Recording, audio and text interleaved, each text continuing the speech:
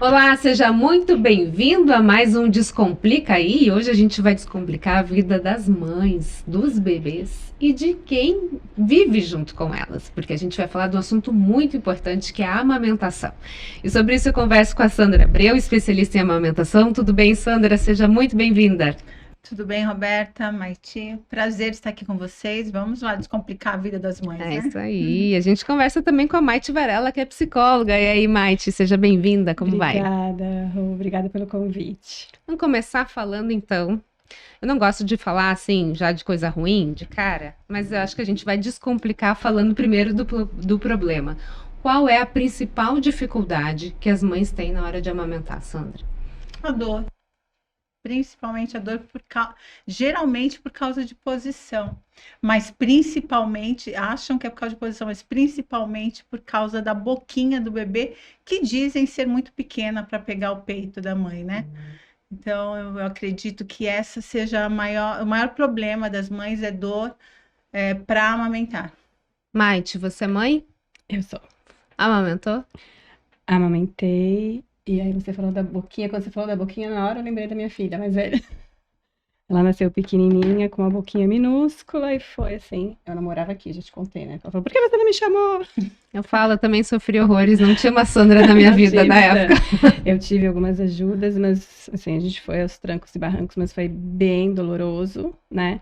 E aí essa parte, quando vem a dor e vem a dificuldade, aí entra as questões emocionais e a mãe vai se sentindo insegura, incapaz e tudo complica. A gente tá aqui para descomplicar, mas quando a amamentação vai mal no começo, acho que as coisas complicam bastante para a formação de vínculo ali da mãe com o bebê. Eu acho que esse é um grande ponto que a gente pode até abordar, porque um dos pontos, né, Sandra, quando a gente fala de amamentação, a gente fala desse vínculo afetivo que é formado ali no olho, né? Certo. Segurando o bebê, fazendo carinho. Eu lembro que na minha primeira filha eu descobri uma catarata no olho direito, porque eu fiquei olhando para ela mamava 40 minutos, 40 minutos olhando para a criança, e tinha um pontinho branco. Quando eu levei ela no pediatra, falou, mas isso aqui ninguém ia achar. Eu falei, mas eu fiquei 40 minutos olhando para ela. Olha que importante. Olha, muito importante. Existe, isso. então, essa necessidade desse vínculo que a amamentação faz, mas o que a Maite falou é verdade também, né? Muita culpa então, envolvida.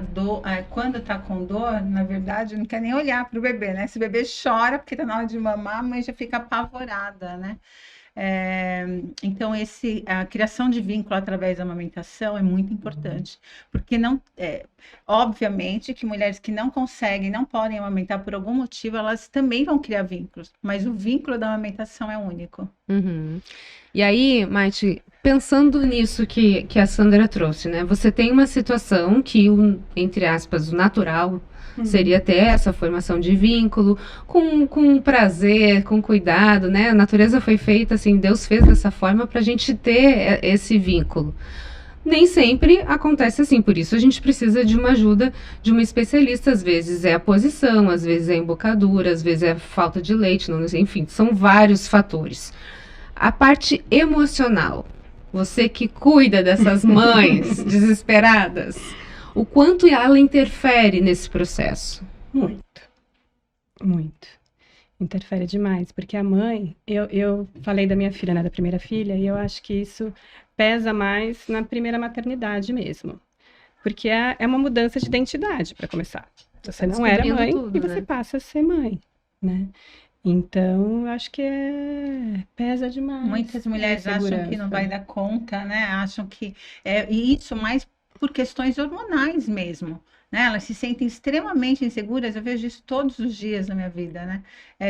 Profissionais super assim, que são maravilhosas na profissão, são pessoas super inteligentes, elas se sentem incapazes na hora de amamentar. Elas acham que não vão conseguir, mas isso é puramente hormonal. Eu falo para elas, o baby blues dura em torno de 21 dias, só que o que eu vejo são 15 dias. Eu falo para elas, 15 dias, vai passar. Você vai, assim, passar por isso e você vai ver o que você é capaz, porque elas se sentem totalmente sem poder, né? Se sentem assim, acham que não vai sugar, exatamente, Literalmente sugadas. e que não vão conseguir aprender a técnica, porque a amamentação no início é pura técnica, né? Não tem nada de instintivo, e eu acho que é isso que tem que ser derrubado, Isso né? é- O que tem que ser derrubado também, que é uma coisa que me agonia muito, me deixa muito agoniada, é a questão de falar que é normal sofrer nos primeiros dias. É normal sentir dor. É normal sentir dor, é normal o bico quase cair, não tem nada de normal nisso,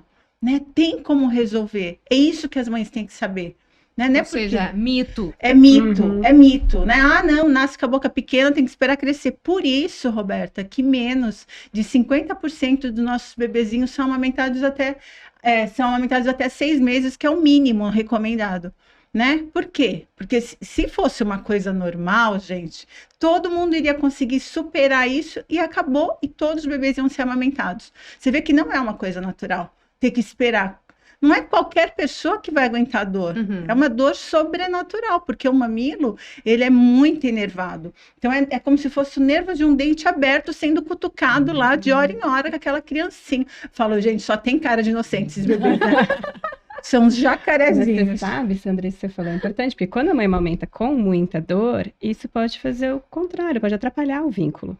Ah, sim. Porque ela escuta o bebê chorar É isso. Sim, e ela quer chorar repele, junto, né? e repele, fala, não dou conta, né? Exatamente. E a mãe entendeu o seu limite mesmo, porque, né? Então, acho que nós profissionais, todos nós que trabalhamos com amamentação, acho que tem que se atualizar ainda mais, porque a teoria é linda. Uhum. Quem dera a prática fosse igual à teoria. Infelizmente, gente, não anda junto. Agora, essa troca de experiências, né, entre uma especialista de amamentação e uma psicóloga, eu acho que ela é importantíssima, né? Nossa. Por exemplo, Sandra, quando você vê um caso, você tá falando baby blues, é isso? Uhum. Quando você vê um caso de uma mãe que está passando por esse processo, você aciona uma psicóloga.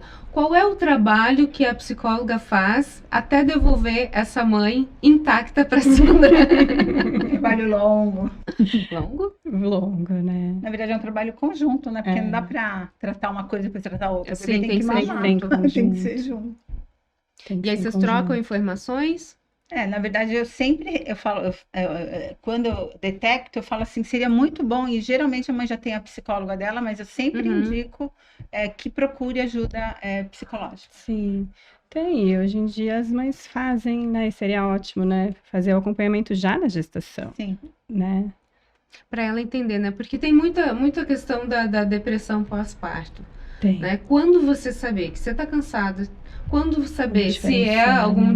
desajuste hormonal, quando saber se já é depressão, como é que você detecta isso? A depressão, a gente pode colocar que ela atrapalha o funcionamento da vida da pessoa, né? O baby blues, como a Sandra falou, ele tem um prazo de duração, né? Também tem esse sinal de alerta. Se Que é um passou de 20 fator dias, hormonal. sim, É só um desajuste nos isso, hormônios. que vai se ajustando ali e ele passa sozinho. Tem sintomas, Maite, que a pessoa pode falar, não, eu sinto tudo isso mesmo. Até para dar um alerta para a mãe que de repente acha que tá Da depressão pós-parto, de cada um desses três, Tá. só cansado. é que é parecido, fica tudo misturado. É tudo muito misturado, né? Mas eu acho que o sinal maior de alerta, vou voltar para o vínculo, é quando a mãe, porque daí tem outra vida envolvida, né? Quando é uma depressão pós-parto, né? E não uma depressão numa mulher, enfim, né? Que não tem um bebê que depende dela, né? Quando tá atrapalhando o vínculo com o bebê, quando ela não tá conseguindo dar conta de levantar, de fazer as funções, de dar um banho, né? Mesmo com o cansaço e tudo mais, aí é um baita sinal de alerta. E dá para tratar a depressão, enfim, mesmo não só com terapia, mas, né, se for grave, né, dá para tratar, né, procurar também um psiquiatra. Uma mãe muito ansiosa, Sandra, porque eu lembro da minha primeira experiência, né? E eu tenho 2 filhas completamente diferentes. Sempre, A né? amamentação das duas, a primeira, tudo bem, eu não sabia nada, aí você tem bico invertido, tem não sei o que, faz assim, faz assado, sou da época que o ginecologista falava, põe secador, tem que queimar, põe casca de mamão, meu, tudo que me falava eu colocava porque o negócio ficou feio, assim, sangrava, doía. E resolvia, Roberta? Nada! Entenderam, Nada. pessoal? Entenderam, né? Fica a dica. Vocês liguem pra Sandra, qualquer coisa, tá bom? Mas era a orientação que eu tinha. Ele falou assim, vai pro sol. Eu falei, como é que eu vou pro sol, doutor? Pelo amor de Deus, eu não vou fazer E tatuagem. países que não tem, que não tem atendem sol. mulheres do mundo inteiro. E países que nem sol tem, que não tem sol de forma alguma. Então essa mulher já se sentiria inferiorizada. Então eu Sim. nem falo de sol, entendeu? Uhum. Como preparar o seio para amamentação, então? Vamos lá. Preparando a cabeça. É a cabeça que tem que ser preparada para o pós-parto. O problema é que como eu atendo muitas mães, eu posso falar com propriedade em relação a isso. Elas falam para mim. Elas falam, Sandra, me preparei muito para o parto, né? Uhum. Só que para a amamentação achei que ia ser natural. Né? Porque inclusive o meu obstetra falou, olha, se tiver alguma dificuldade, você procura alguém depois. Só que não é depois que tem a dificuldade, que a Sim. mulher está pirada por causa dos hormônios, é que tem que buscar ajuda. Tem que buscar ajuda já antes. É um investimento que vale a pena. Sabe, tem coisas que vale a pena e tem outras que mais ou menos. Uhum. Essa é uma das coisas que vale muito a pena. Né? É se preparar antes, preparar o seu psicológico, se preparar. Hoje tem também uma recomendação que a gente faz em relação ao mamilo, que é uma massagem, uma certa massagem que faz a partir de 35 semanas, só que não é para preparar o peito, é para preparar a cabeça da mulher. Ela sentir, porque não se sente. Placebo. Exatamente. A mulher não se toca, entendeu? Ela não tem noção depois do que vai ser aquela boquinha 24 horas no peito dela, porque não é uma coisa eventual, é uma forma de sucção que ela nunca sentiu nada parecido na vida. Imagine isso 24 horas. Então, esse exercício que a gente fala para fazer antes é um exercício para preparar a cabeça dela e não o peito. Então, é a cabeça, é se preparar para o pós-parto. E aí, na menor dificuldade no pós-parto, ela vai saber que aquilo não é normal. Ela já vai buscar ajuda do especialista no pós-parto. Eu falo que toda gestante tem que ter, e toda gestante, consequentemente, depois uma puérpera, tem que ter uma personal TT, né? Para chamar de sua. Porque aí eu falo, qualquer coisa se pergunta, aí a pessoa vai falar, é normal, não é normal, é melhor a gente, faz tal coisa, entendeu? Tem que resolver imediatamente, não tem que ficar esperando o negócio agravar. Ou, pior, elas ficam esperando passar, porque falam para elas que vai passar. É importante saber a informação, de saber o que é normal, o que não é. Sim. Como você falou, achar que é normal sentir dor, achar que é normal também ficar com o bebê grudado meses, sem começar a se recuperar. Uhum. Porque eu brinquei do sugar, e o sugar tem muito também que sente isso, que vai sugar ela inteira, né? Que ela vai desaparecer. Até, assim, o quanto esse bebê tá realmente mamando, né? Assim, a gente estava falando das experiências, né? A primeira, a gente era uma loucura, porque eu não sabia nada, então quanto tempo ela tem que mamar? Todo mundo quer Livre saber. demanda. Uhum. O que é isso? O tempo que ela quiser, ela que vai soltar. A menina não soltava nunca. Tá. Era 1 hora e meia. Ganhava peso? Não. Então, tá vendo? Tá vendo que livre demanda mais que livre demanda mais.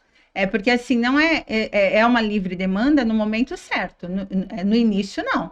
No início, eu falo que não tem nada de livre demanda. Quem manda é vocês, né? Então, assim, o bebê estava na barriguinha. Na barriga, ele não tem que acordar para mamar, não tem que acordar para nada, tá lá tudo por osmose, né? Tudo pelo cordão umbilical, ele vai recebendo.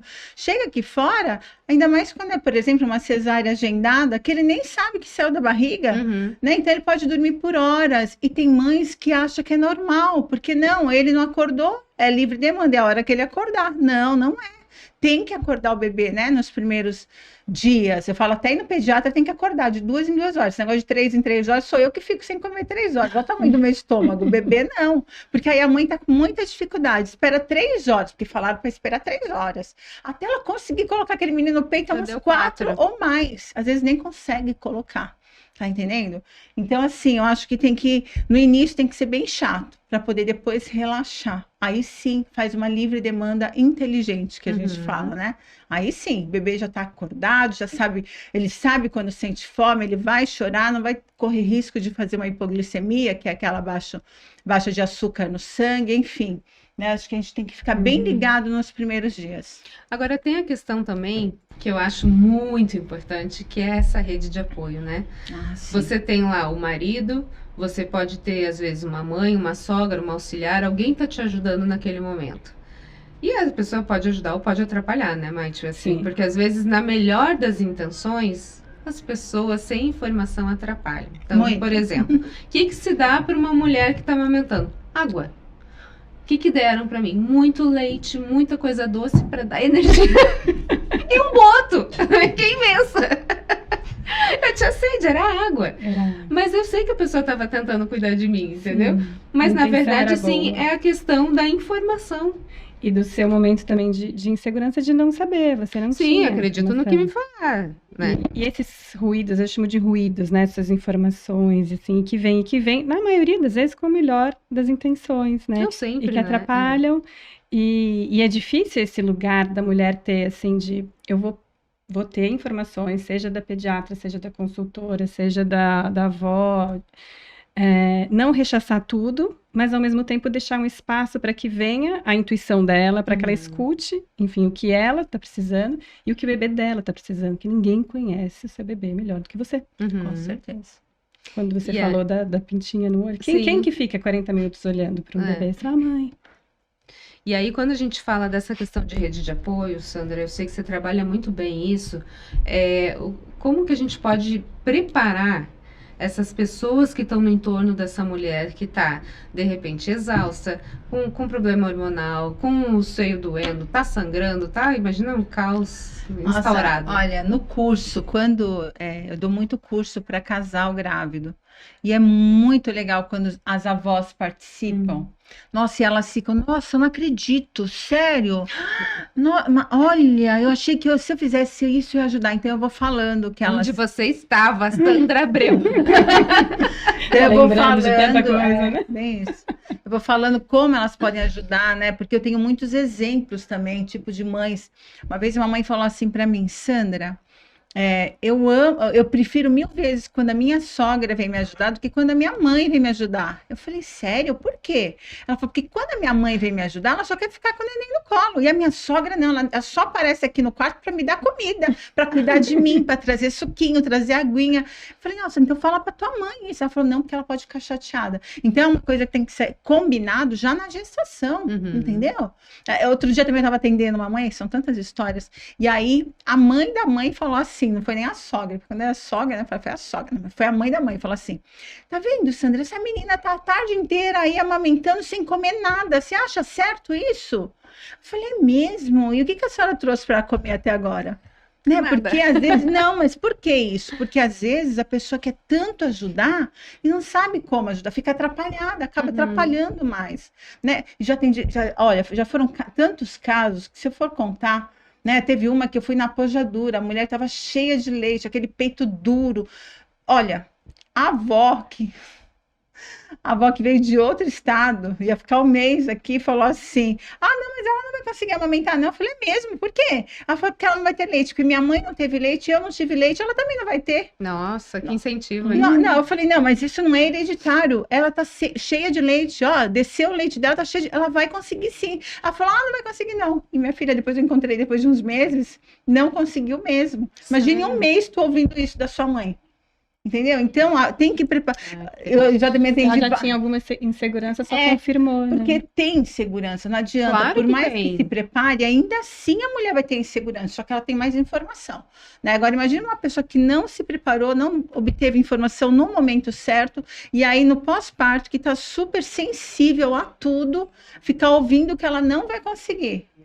Ela pega aquilo para ela, filha, de uma forma que ela não consegue mesmo. Sandra, eu vi que você trouxe vários apetrechos aí. Como é o nome da nossa filha aqui? Ai, essas minhas filhas, viu? Essa aqui eu tenho chamado de Flor, porque ela é uma flor, não é linda? Ela tem, né? Pronto, a Flor é recém-nascida e agora ela vai pegar no peito para fazer a sua primeira amamentação. Em primeiro lugar, eu acho bem importante mostrar que não é assim, não sei se dá para ver, dá para ver? Tá. Que não é assim que pega o bebê para colocar no peito quando ele nasce, né? Então, nos primeiros dias, imagine, olha a boneca que maravilha, eu encosto o bico aqui, ela vai e pega. Tu acha que é assim? O bebê nasce sem coordenação e a mãe, se tinha, perdeu. Então, a mãe vai com o peito assim, a criança vai para o outro lado e é uma loucura, não dá certo. Então, uma dica super legal é pegar o bebê com a mão oposta do peito, as costas dele você vai segurar firme e a cabeça, não aperta a cabeça, só apoia com o indicador, tá vendo? Eu seguro a mandíbula por trás, aqui, mas por trás, tá vendo? Tá. Embaixo da orelhinha. E aí eu faço a prega com a mão do lado do peito. Outra coisa também, não faz isso, porque a criança fica assim. Coitada. Mas é isso que fazem. Tá tonta. Então, eu só falo para encostar no lábio superior, no bigodinho, o bebê vai abrir a boca para cima E aí você direciona o bebê para o peito. Só que você nunca vai apertar a cabeça do bebê, porque tem gente que vai direto na cabeça, né? Aí o nariz fica assim. Vira mais um pouquinho, Sandra. Assim, Isso. fica atolado no peito. Aí tem que ficar assim o tempo todo para o bebê poder respirar, né? Então, não é o correto. O correto é apertar mais as costas e aí sim o nariz fica livre. Deu para ver? Não Aí sufoque sim, seu bebê. não Não sufoque. coloque Não. ele. Aí você consegue Pode passar pro isso. braço e amamentar e relaxar, enfim. Se estiver doendo, gente, tá errado. Busque ajuda de um especialista, né? Tem muita gente querendo ajudar e com muita boa vontade, mas infelizmente nem todo mundo tem técnica para isso. Tem muita teoria, né, que é linda, maravilhosa, mas a técnica, olha, a prática tá muito longe da teoria. Sandra, tudo bem, a gente vai ensinar, amamentou, deu tudo certo. Engasgou.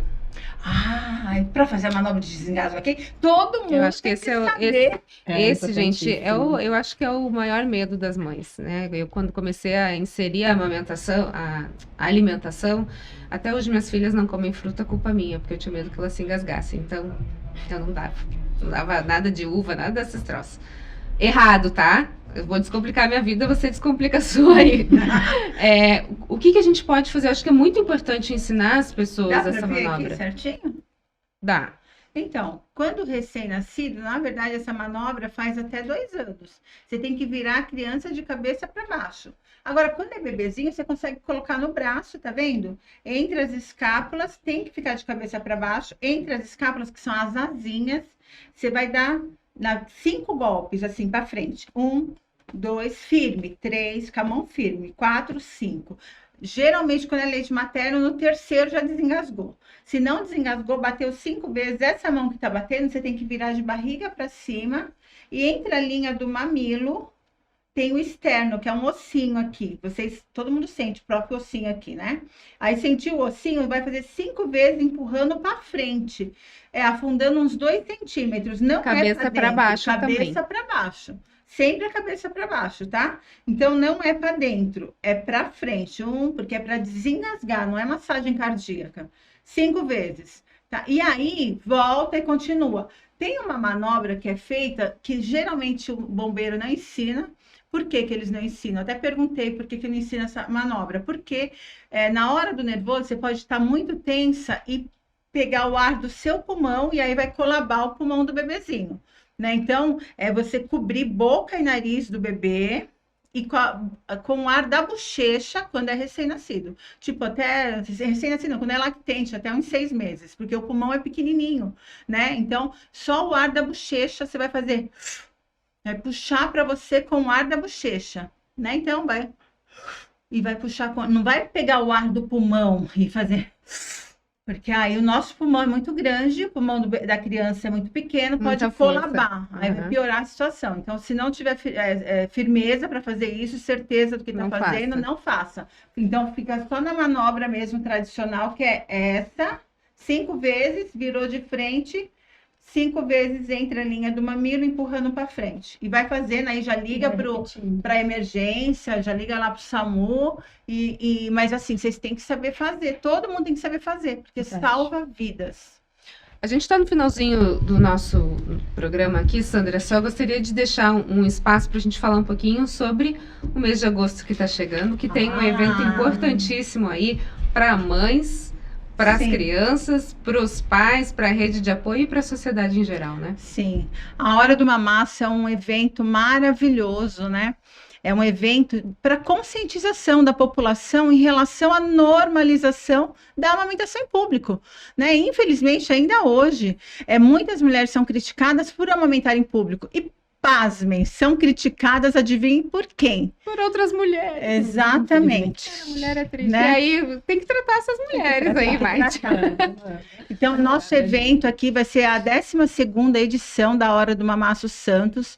Acontecerá no dia 5 de agosto, às 15 horas, no Clube Internacional de Regatas. Então, estão todos convidados, aqueles que amamentam, aqueles que não amamentam também, os apoiadores, vamos lá, todos juntos, né? Incentivar, apoiar essa mulher que deseja amamentar. É isso aí, então. Sandra, muito obrigada pelas suas informações, que você continue com esse trabalho maravilhoso aí, que é ensinar a amamentar, ensinar essas mulheres, empoderar essas mulheres, né? A gente fala tanto de empoderamento feminino, eu acho que ele Sim. começa dentro de casa, né? Exatamente. Com a nossa família. É isso aí, foi um grande prazer estar aqui com vocês, passando informações. Estou à disposição. Espero que as mulheres se empoderem cada vez mais, né? Porque, como você disse, começa com isso. Eu falo, gente, vai desistir da amamentação. Imagine os outros, né? Porque são tantos desafios a maternidade, né? Uhum. Já vai desistir da amamentação? Não, tem que ter apoio. Mas para ela conseguir, tem que ter essa rede de apoio, né? Toda, né? Ei, Maite, qual é o grande segredo, então, para passar por essa fase aí? São muitas fases, né? Mas eu acho que rede de apoio, informação de qualidade e esse espaço para que cada uma encontre seu caminho também. Acho fundamental. Respira, inspira e não pira. Tipo isso. Sempre, um mantra. Ótimo. É isso aí. Maite, Sandra, muito obrigada. Sucesso para Obrigada, vocês, Roberta. viu? Eu que agradeço. Grande beijo. Muito obrigada para você que ficou com a gente aqui e que você possa descomplicar a sua vida e a de seus filhos também. Um abraço. Tchau, tchau.